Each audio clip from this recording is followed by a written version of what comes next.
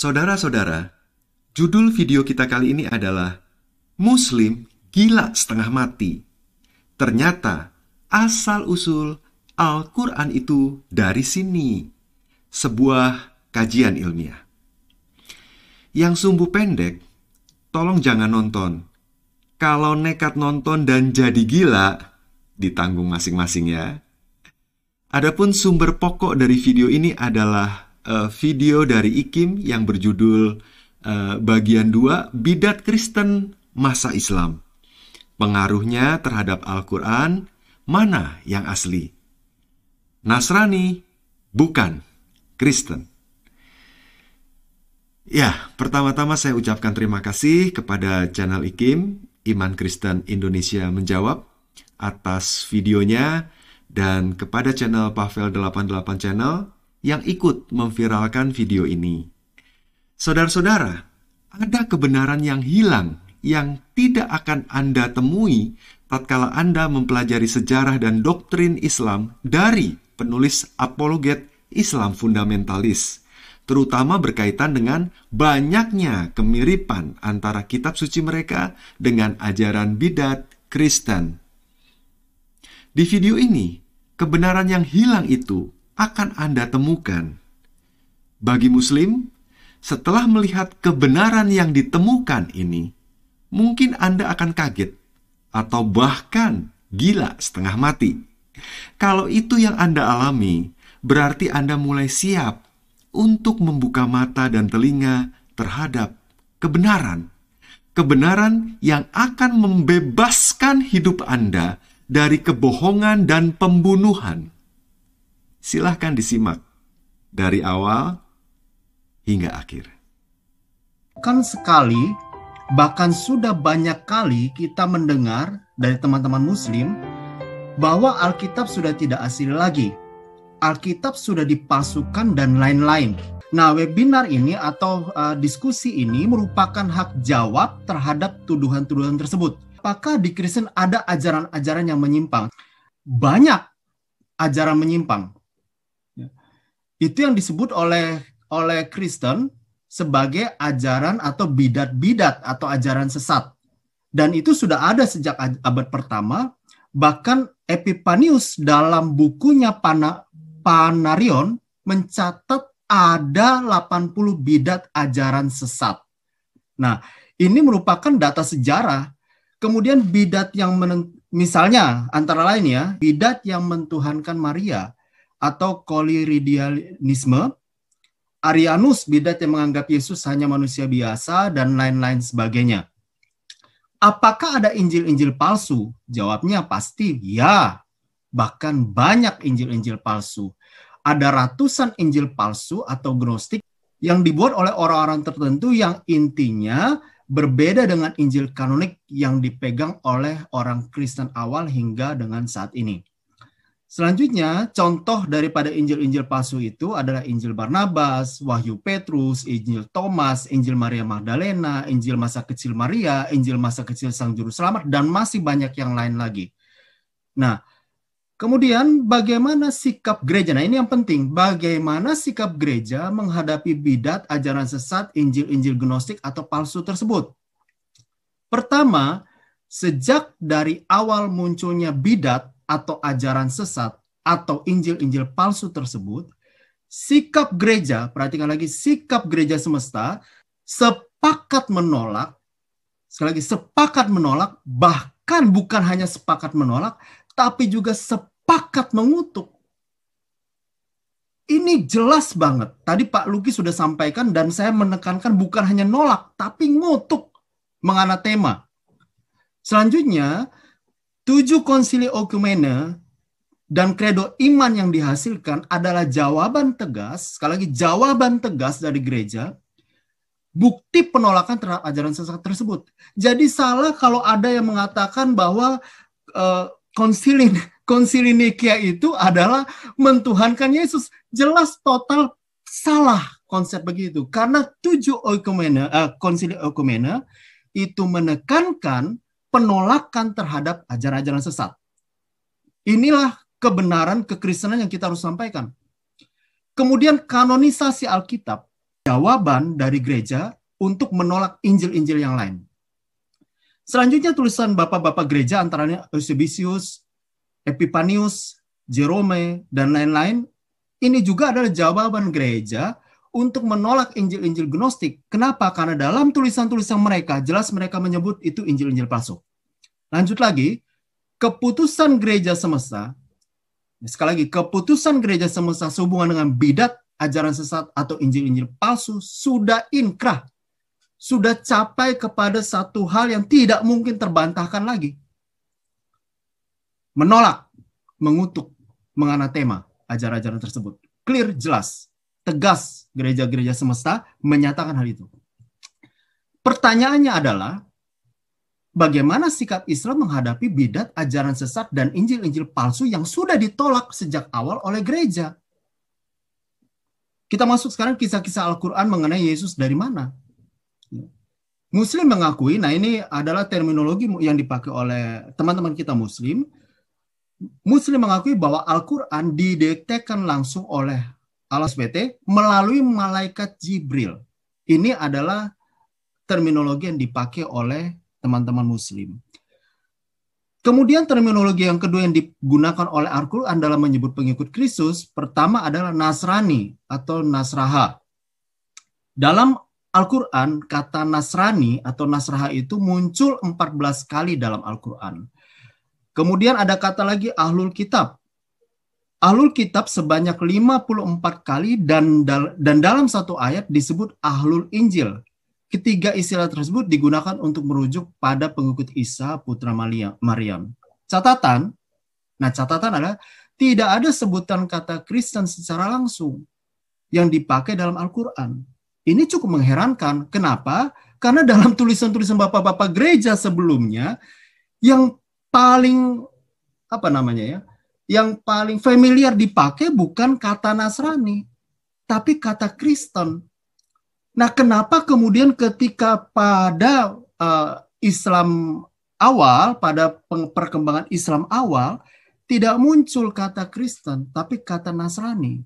Nah, kita akan melihat di sini siapa Nasrani itu. Singkatnya, banyak pendapat mengenai hal ini, tapi saya lebih condong kepada pendapat ini, bahwa Nasrani adalah sekte mistik, gnostik orang-orang Mandea, yang diikuti oleh orang-orang Yahudi, yang sudah ada sebelum Yesus.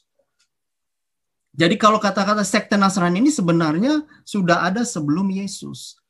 Nah, dalam Kisah Para Rasul disebutkan ketika Paulus menjadi tertuduh di hadapan gubernur Romawi, kemudian dikatakan di sini tertulis ya, yang menulis ini, yang menyatakan bahwa Paulus adalah seorang tokoh dari sekte Nasrani. Artinya apa? Bahwa sekte itu udah ada sebenarnya. Dia menyebut saja, mencocokkan Paulus dengan sekte itu. Alkitab TB mengatakan tulisannya. Kita lanjut saja. Nah, Tertulus yang menyatakan itu menggunakan istilah tersebut dengan tujuan merendahkan atau menghina Paulus. Jadi kita bisa mengerti kenapa umat Kristen saat itu tidak pernah menyebut diri mereka dengan sebutan Nasraha atau kaum Nasrani, karena dianggap itu penghinaan. Para penulis Suria juga menggambarkan orang-orang pagan Persia dengan sebutan Nasraha. Jadi mereka menyebut orang pagan itu bukan dengan Kristen, tapi dengan Nasraha atau dengan Nasrani. Lanjutnya, berdasarkan data kitab suci dan sejarah gereja mula-mula, ada dua corak kekristenan awal. Pertama adalah kekristenan non-Yahudi, yang kemudian, ya kalau dibaca, itu disebut sebagai Kristen. Nah, ini kemudian adalah data-datanya di Kisah Para Rasul, dikatakan di Antioquia lah murid-murid itu disebut Kristen pertama kali. Kemudian data kedua dinyatakan dalam Kisah 26 ayat 28. Apakah engkau berpikir dalam waktu sesingkat itu engkau dapat membujuk aku untuk menjadi seorang Kristen? Kemudian referensi ketiga dari 1 Petrus 4 ayat 16. Jika ia menderita sebagai orang Kristen. Jadi dalam data Alkitab itu ada 3 kali penyebutan mengenai Kristen. Selanjutnya dari literatur non-Kristen. Nah, bisa dibaca di sini ada Flavius Josephus dan sebagainya. Saya lewatkan ini, tapi datanya ada. Kemudian sejarawan Kristen awal dan bapak-bapak gereja menggunakan istilah Kristen dibandingkan Nasrani. Suksesi apostolika dan paradoksi kudus juga lebih menggunakan kata Kristen dibandingkan kata Nasrani. Selanjutnya ada yang kedua adalah kekristenan Yahudi. Nah, kekristenan Yahudi ini itu kemudian lebih dikenal dengan nama Nasrani, ya, lebih dikenal dengan nama Nasrani. Contohnya Sin Epiphanius dari Salamis menulis bla bla bla bla, saya percepat yang di tulisan merah, karena meskipun mereka Yahudi, maksudnya meskipun Nasrani adalah Yahudi, mereka memberitakan bahwa Yesus adalah Kristus. Kebalikan dari mereka-mereka orang Yahudi yang penganut agama Yudaisme karena mereka tidak menerima Yesus. Jadi ciri pertama Nasrani awal itu mereka mengenal dan memberitahukan Yesus adalah Kristus. Itu ciri pertamanya. Kemudian dikatakan selanjutnya oleh Sin Epiphanius ini, mereka tidak memiliki ide yang berbeda. Maksudnya mereka, orang Nasrani ini tidak memiliki ide yang berbeda dengan Kristen. Sebab mereka, Nasrani dan Kristen, mengakui kebangkitan orang mati, mengakui penciptaan ilahi dalam segala sesuatu, menyatakan bahwa Allah adalah satu, dan bahwa putra itu adalah Yesus Kristus. Jadi Nasrani dan Kristen dalam kredo-kredo utama, mereka sama-sama dengan konsep yang sama. Mereka tidak mempunyai ide yang berbeda dalam hal itu. Pengikut sekte ini dikenal luas sebagai kaum Nasrani. Mereka percaya bahwa bahwa mereka percaya Mesias, mereka percaya anak Allah lahir dari perawan Maria, dan mereka berkata bahwa ia yang menderita di bawah Pontius Pilatus dan bangkit lagi adalah orang yang sama seperti yang mereka percaya, yaitu Yesus. Ini disampaikan oleh siapa? Jerome. Selanjutnya, pertanyaan muncul. Kalau Nasrani awal itu sama kredo-kredo utamanya dengan Kristen, pertanyaannya, apakah Nasrani yang dimaksud dalam Al-Quran sama dengan Nasrani yang hadir pada tahun 33 tersebut? Kalau kita perhatikan, jawabannya jelas, tidak sama. Itu sebabnya tidak heran, kemudian kita melihat nanti perkembangan selanjutnya dalam pemahaman-pemahaman yang timbul di dalam Al-Quran. Pertanyaannya adalah, Nasrani mana yang bersentuhan dengan Muhammad pada periode awal Islam, yang kemudian Nasrani ini disebut dalam Al-Quran. Nah, kalau kita perhatikan, maka bisa diduga bahwa persentuhan Islam dengan Nasrani, ya sekali lagi, bisa diduga persentuhan Islam dengan Nasrani adalah dengan bidat Nasrani Ebionit. Datanya mana? Nah, dari gereja Nasrani di Yerusalem ini, yang tadi itu yang awal, beberapa puluh tahun setelah itu, hijrah mereka ke Pella di Transyordan. Lahirlah kelompok sempalan Kristen Yahudi yang kemudian menyebut mereka dirinya adalah Ebionit, atau dalam arti katanya adalah miskin.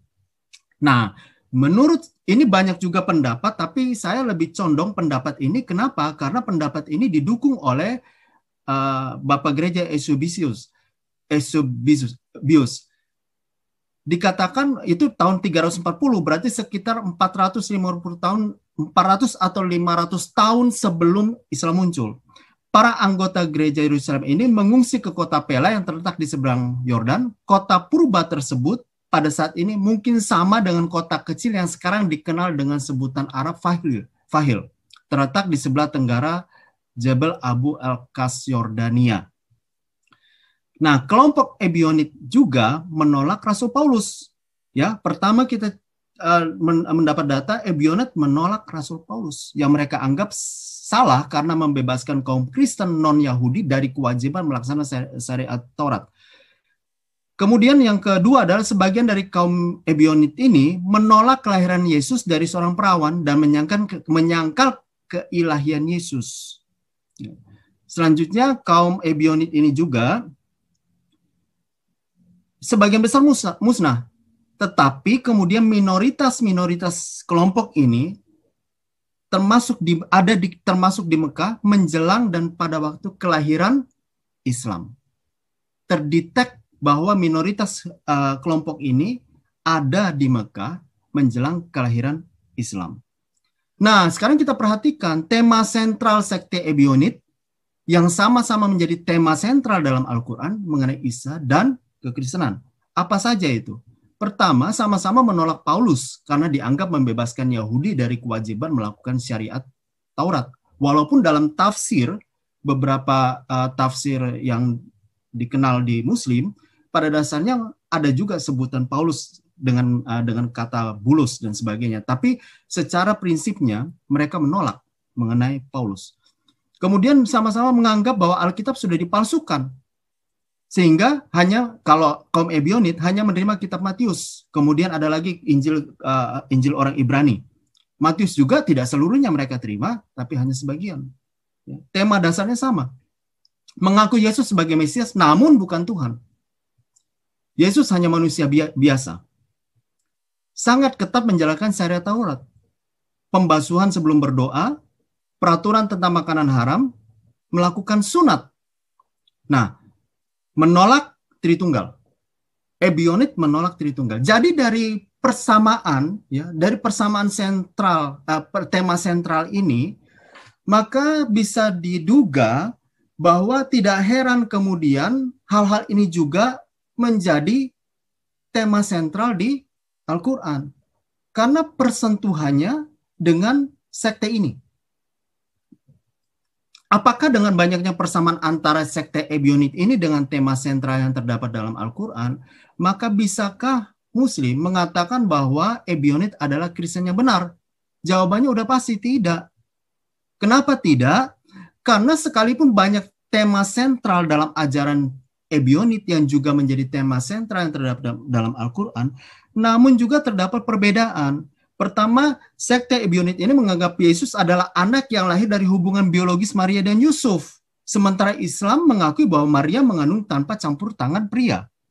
Jadi tidak mungkin Muslim akan mengakui Ebionit ini sebagai kekristenan yang benar. Nah, selanjutnya adalah Ebionit menganggap bahwa Yesus adalah manusia yang dipersatukan dengan Kristus abadi, yang lebih tinggi dari malaikat agung. Nah, konsep ini tidak ada di dalam Islam. Jadi tidak mungkin Muslim akan mengatakan, oh itu sekte Ebionit itulah sekte Kristen yang benar. Sebenarnya yang Kristen sekarang itu salah. Tidak mungkin. Kenapa? Karena banyak hal yang berbeda dari segi akidah. Bagi Kristen, sekali lagi, bagi Kristen keberadaan bidat Ebionit ini sudah ditolak oleh Bapak Gereja dan orang Kristen awal. Udah tertolak bidat ini, ya. Contoh pada abad ke-5, itu jauh sebelum beberapa ratus tahun sebelum Islam muncul. Epipanius mengatakan bahwa sekte Yahudi Kristen kuno yang heretik, ya, termasuk sekte Nasrani ini menuju kepada Ebionit maksudnya, untuk ditolak sebagai tidak mempresentasikan agama Kristen. Ditolak sebagai tidak mempresentasikan agama Kristen. Saint Jerome, saya lanjut ini banyak karena supaya cepat saya akan baca saja yang di bold. Apa yang harus saya katakan dari kaum Ebionit yang berpura-pura menjadi orang Kristen? Ya. Orang Yahudi Kristen baik Nasrani atau Ebionit atau perpecahan agama karena saya lanjut lagi di bagian terakhir, di kalimat bagian terakhir, tetapi sementara mereka berlaku menjadi orang Yahudi dan Kristen, maksudnya sementara mereka berlaku menjadi orang Yahudi dan Kristen ini adalah orang Nasrani dan Kristen. Kemudian yang saya bold, mereka ini siapa yang tidak? Yang Ebionit itu tidak seperti itu. Jadi di dalam tulisan Saint Jerome jelas dikatakan bahwa beda antara Ebionit, Nasrani dan Kristen. Clear di situ.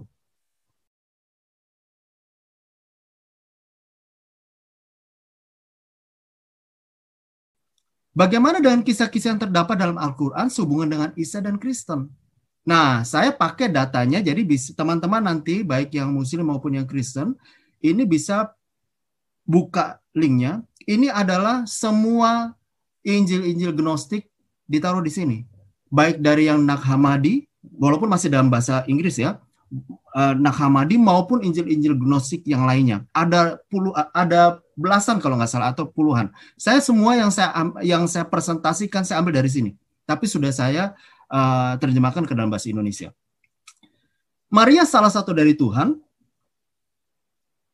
Itu ada di dalam Al-Quran surat 5 ayat 116. Jadikanlah aku dan ibuku dua orang Tuhan selain Allah. Konsep apa ini? Kita orang Kristen tidak pernah menyatakan bahwa Maria adalah sebagai Tuhan.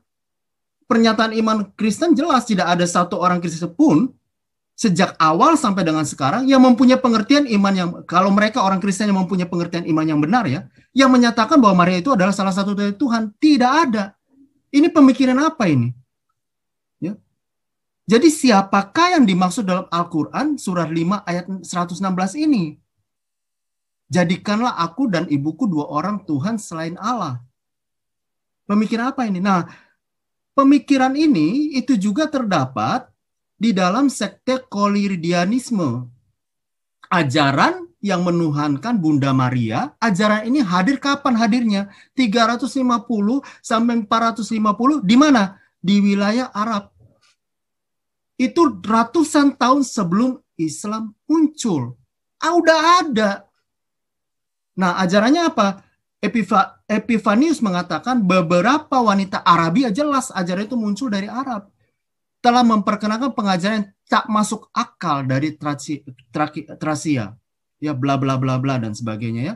Kemudian Santo Epifanius juga, ya dia membuat bukunya yang namanya Panarion. Dikatakan begini. Sekarang saya baca lengkap karena ini penting, karena Santo Epifanius juga itu diyakini sebagai orang suci oleh Katolik. Dan kalau ada yang menyatakan bahwa Katolik menyembah Bunda Maria, tidak. Kenapa? Karena Santo Epifanius menyatakan ini. Sekarang tubuh Bunda Maria memang adalah suci. Tetapi itu bukanlah Allah. Perawan Maria memang adalah seorang perawan yang dihormati. Tetapi ia tidak diberikan bagi kita untuk disembah. Melainkan ia sendiri menyembah Dia yang lahir dalam daging darinya. Hendaklah tidak seorang pun menyembah Maria. Clear, jelas. Ajaran sekte koliridialisme ini ditolak oleh bapak-bapak gereja. Ini di bawah ada catatan kaki dari mana saya ambil kalimat ini. Kemudian yang kedua, konsep Yesus tidak mati di salib. Ya. Di dalam Al-Quran itu dalam Kisah 4 ayat 157, 158, di situ kita bisa baca bahwa diserupakan dan sebagainya. Saya tidak perlu baca di situ. Nah ini kemudian konsep ini datangnya dari mana? Konsep ini datang pertama, kalau saya tetapkan dulu dalam pernyataan ini ya, bahwa keterangan Alkitab, bukti sejarah dan pernyataan bapak-bapak gereja awal, serta sejarawan abad pertama, semuanya menyatakan bahwa penyaliban Yesus benar terjadi. Semua orang Kristen yang menganut ajaran yang benar pasti mengakui, sekali lagi pasti mengakui bahwa Yesus benar telah mengalami penyaliban, kematian, dan kebangkitan. Jadi, dari mana? Sekali lagi, dari mana kisah bahwa Yesus tidak disalib? Yang tertulis juga di dalam Al-Quran surat 4 ayat 157 sampai 158. Ini adanya di mana? Injil Gnostik atau risalah atau Injil dengan nama risalah kedua dari Set Agung. Dalam Injil Gnostik ini dikatakan, Yesus berkata, aku tidak mati pada kenyataannya, tapi hanya kelihatannya. Tadi Pak Luki sudah menyebutkan dualisme dalam Injil Gnostik. Nah ini terjadi. Jadi aku sepertinya mati padahal tidak, kayak gitulah kira-kira ya. Aku tidak mati pada kenyataannya, tetapi hanya kelihatannya. Mereka yang salah dan buta melihat aku. Mereka menghukum aku adalah orang lain. Ayah mereka yang minum cuka dan empedu bukan aku. Mereka menyerang aku dengan bulu, itu adalah orang lain.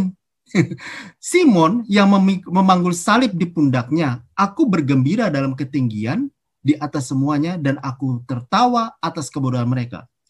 Selanjutnya, ini perhatikan, sekalipun dalam tulisan risalah kedua dari Set Agung ini tidak mengakui Yesus mati, namun si penulis mengakui bahwa Yesus datang dari atas dan menyebut Yesus adalah putra yang mulia.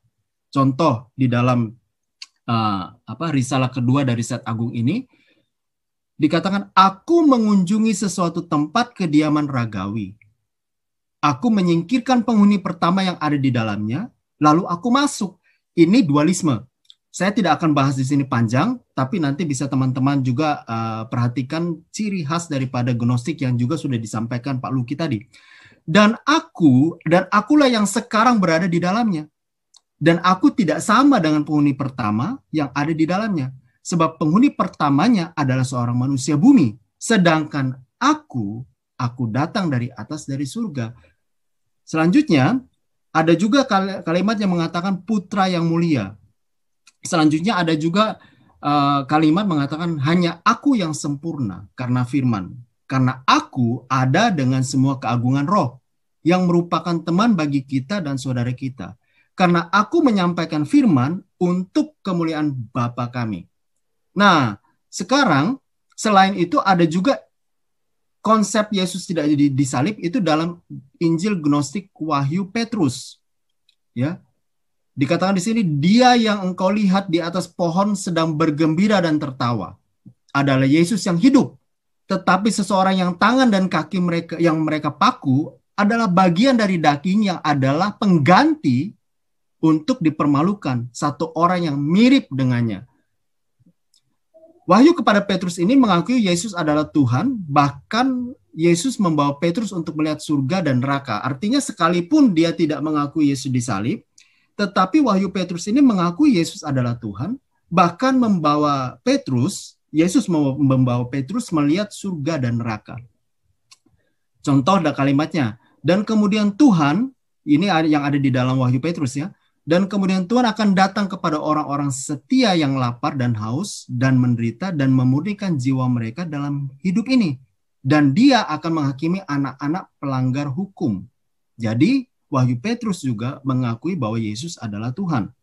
Selanjutnya, dan Tuhan menunjukkan kepadaku sebuah negara yang sangat besar. Ini ceritanya Yesus membawa Petrus ke surga. Dan Tuhan menunjukkan kepadaku sebuah negara yang sangat besar di luar dunia ini. Sangat terang dengan cahaya dan udara di sana diterangi dengan sinar matahari.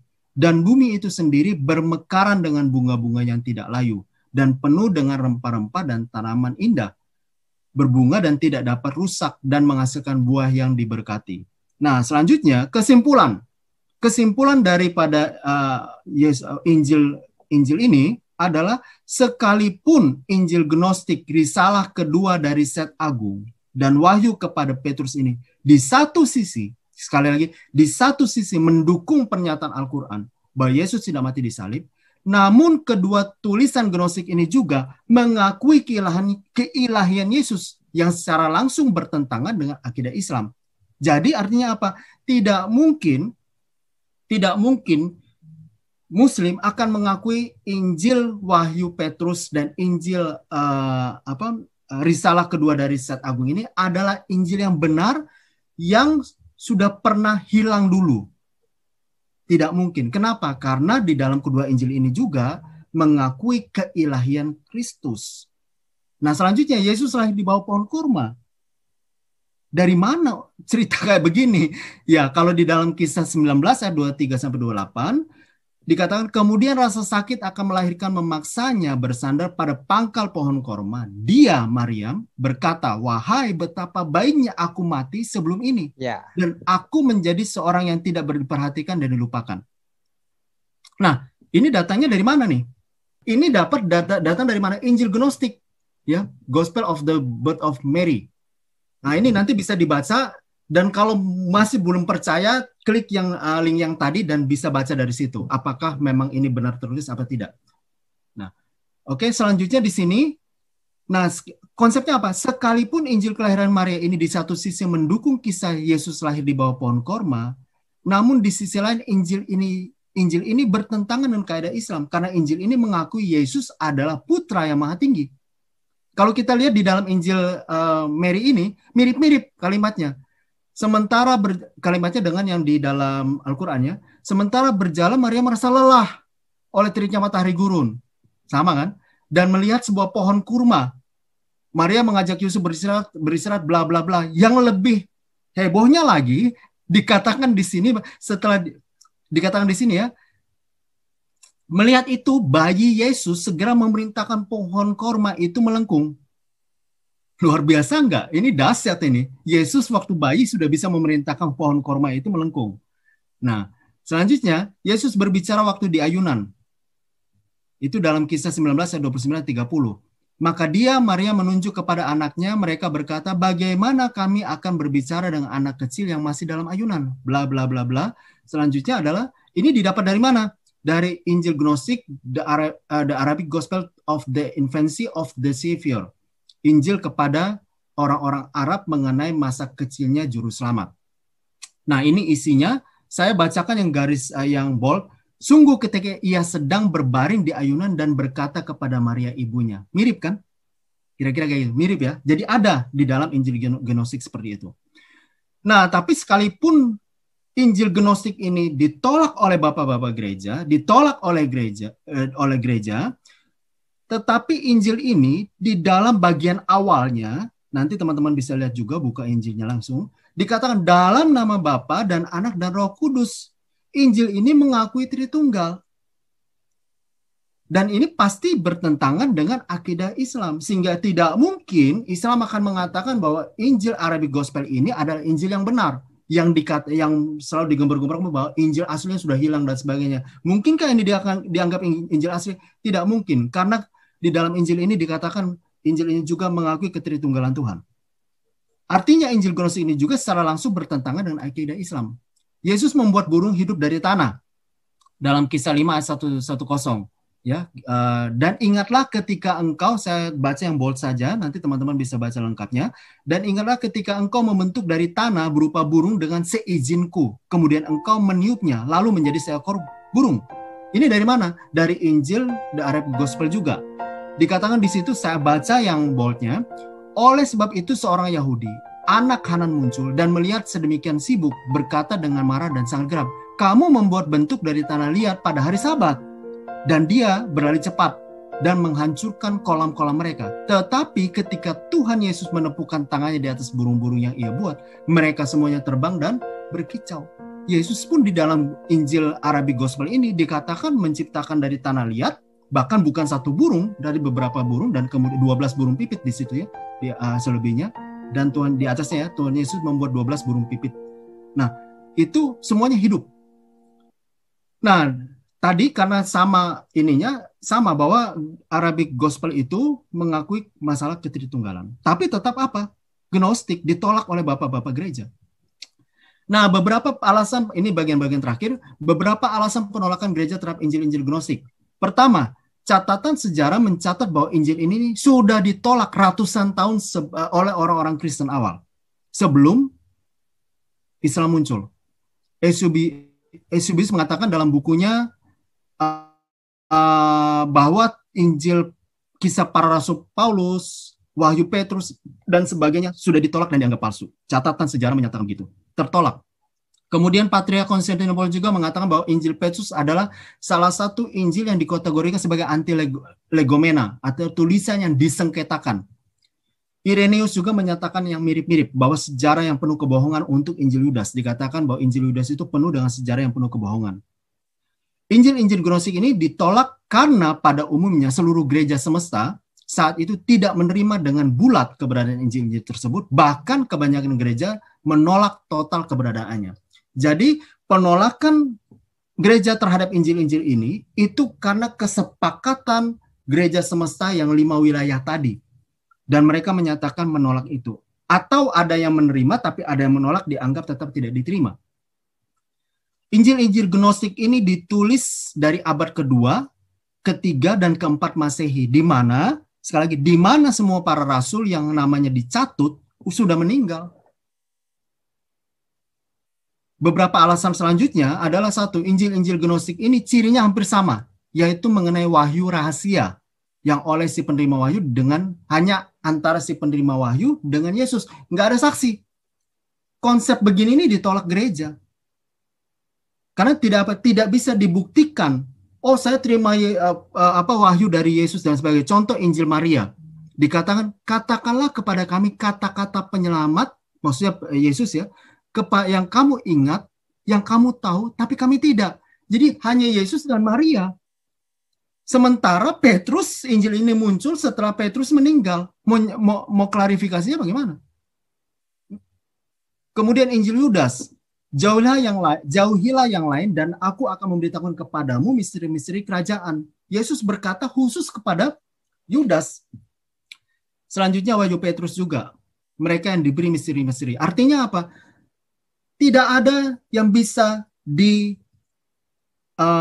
diklarifikasi terhadap saksi-saksi yang hidup pada saat itu. Kesimpulan, entah bagaimana kisah-kisah yang mirip dengan Injil Gnostik ini bisa diterima dan masuk dalam Al-Quran. Nggak ngerti. Itu biar urusan-urusan skolar dari Muslim yang memikirkannya. Tapi yang jelas, namun dari sisi kekristenan, sudah jelas bahwa sekalipun kisah-kisah dalam Injil Gnostik tersebut menceritakan secara spektakuler, bombastis mengenai keberadaan Yesus. Contohnya Yesus berbicara waktu dalam ayunan, heboh itu, luar biasa. Yesus membuat burung hidup dari tanah dan sebagainya. Namun semua itu telah ditolak oleh bapak-bapak gereja dan oleh orang Kristen ratusan tahun sebelum Islam muncul. Bagi Muslim, semua kisah-kisah dalam Al-Quran tersebut adalah wahyu dari Allah Subhanahu wa Ta'ala karena didiktekan melalui malaikat Jibril kepada Muhammad. Bagi Kristen, sekali lagi, bagi Kristen, kisah-kisah tersebut sekalipun spektakuler hanya dianggap sebagai kisah rekaan, kisah dongeng. Karena keberadaannya ada di dalam mana? Keberadaan kisah-kisah itu ada di dalam Injil-Injil Gnostik yang sudah ditolak ratusan tahun oleh gereja. Kesimpulan selanjutnya, apakah kisah-kisah di atas ada dalam Injil-Injil kanonik yang diterima Kristen? Jawabannya udah pasti, nggak ada. Itu sebabnya dapat diduga kemungkinan besar persentuhan Muhammad pada awal Islam dengan Nasrani maupun Kristen bukan dengan Nasrani maupun Kristen awal yang tadi kita bicara, tapi dengan bidat-bidat dan Injil-Injil Gnostik yang ditolak oleh gereja.